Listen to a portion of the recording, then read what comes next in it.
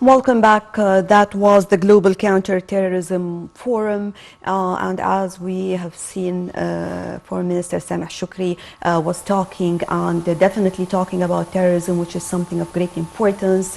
And we all know that Egypt has been one of the first countries talking about terrorism and confronting terrorism in the area. And definitely this is of great importance because without safety, stability, security, never one can achieve actually production. So that was our live coverage for this important event. And back to our studio with our guest, Dr. Youmn Hamaki, Professor of Economics at Shams University, to continue talking about the national dialogue and the actually directives of President Abdel Fattah al-Sisi, how to protect Egyptian laborers, and also talking about the Egyptian Labor Day.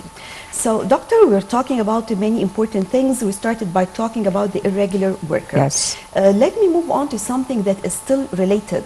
Well, now everything is changing rapidly. Accordingly, the demands of the job itself or the demands of the market will change as well. And this has been another point that was discussed by the President. How to be aware and how to have also a platform, because both are very much related. To have a platform for all what we need, to know more about the market, to have our data for the workers, and to change according to what is going on, the flexibility in general.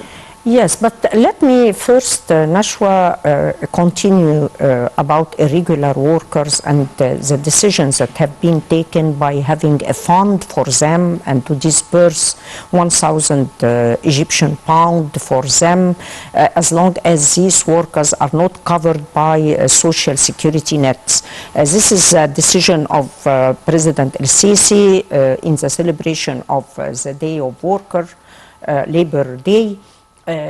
My point actually is that I would like to comment on that we have huge number of irregular workers and benefiting from them and exploiting their capabilities.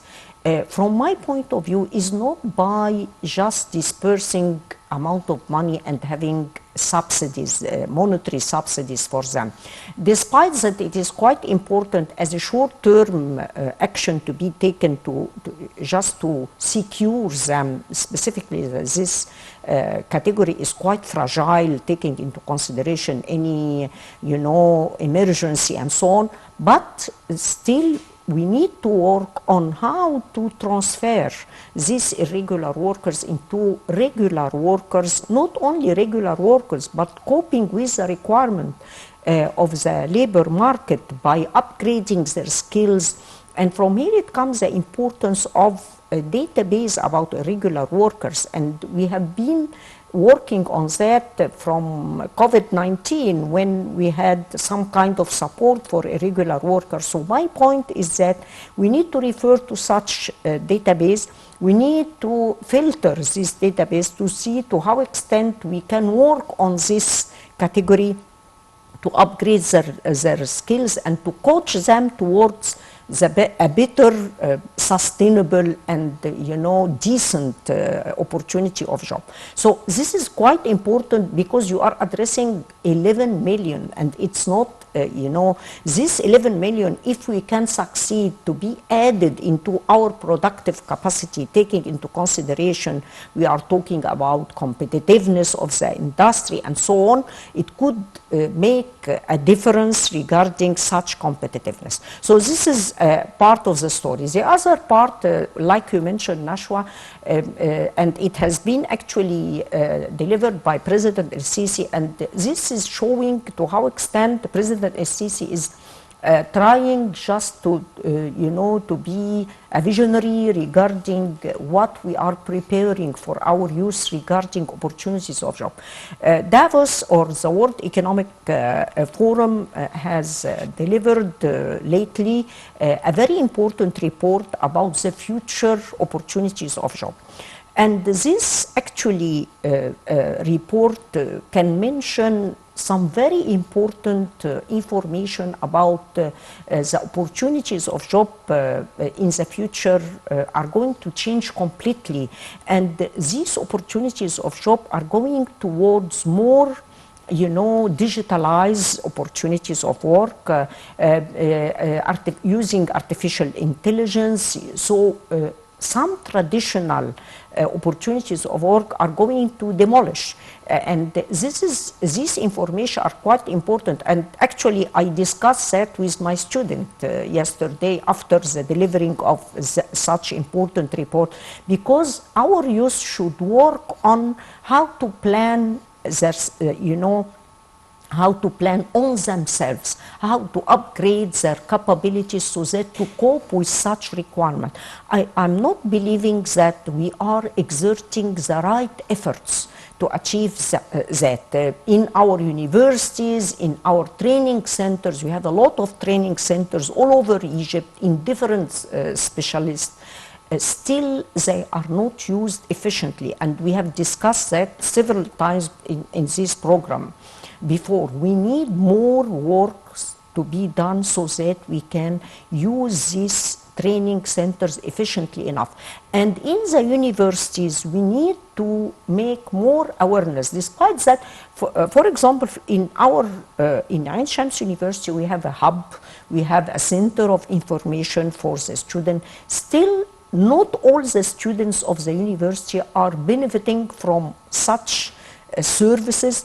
We need, as professors and as students, to be aware about the opportunities of job and to be prepared from now to better use, these chances. So I believe that this is quite important. We need to upgrade our skills. We have to notice quite well that we are lagging behind. We are far away from the requirement in the labor force, and therefore this report has, warned or delivered a very important warning for developing countries that according to the future opportunities of job, the youth specifically of developing countries are going to suffer from more unemployment. So we are expecting unemployment rate to increase for the coming period. So these are topics that are quite important. Another topic which is very important too, we need to shed the light on it, is our president actually advised for having a platform in the Minister of Labor for information about labor market.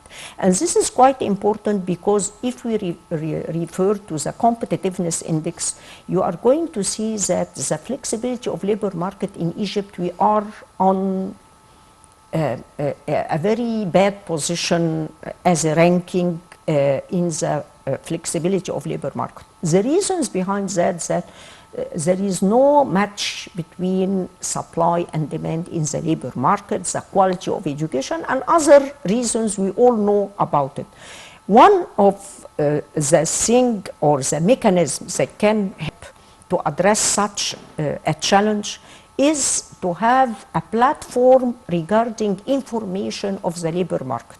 What are the requirements from the demand side, from the supply side? The youth, they are presenting themselves in the labor market, their qualifications, so they to match both supply and demand. I believe we have, a tool that is not used efficiently, which is a labor bureau related to the Minister of Labor.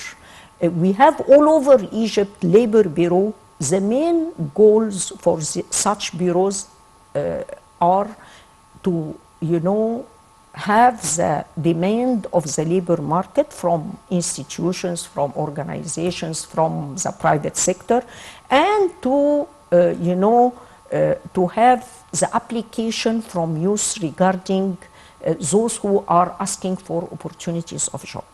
Unfortunately, these offices are not working efficiently. They are not equipped with, calibers that are fitting with the requirement of this position. And from here, they are not performing efficiently enough to help achieving such flexibility in the labor market. What we need to do to support or to implement the recommendation of our president is to have such a platform and to activate the role of these bureaus, so that by equipping them and training and coaching those who are working in these bureaus, and by linking that with a database statistics so that we can get the information regarding the demand and supply of labor market. I believe this may help a lot to achieve the flexibility in the labor market, and by that we can move forward towards, addressing a big challenge confronting Egypt.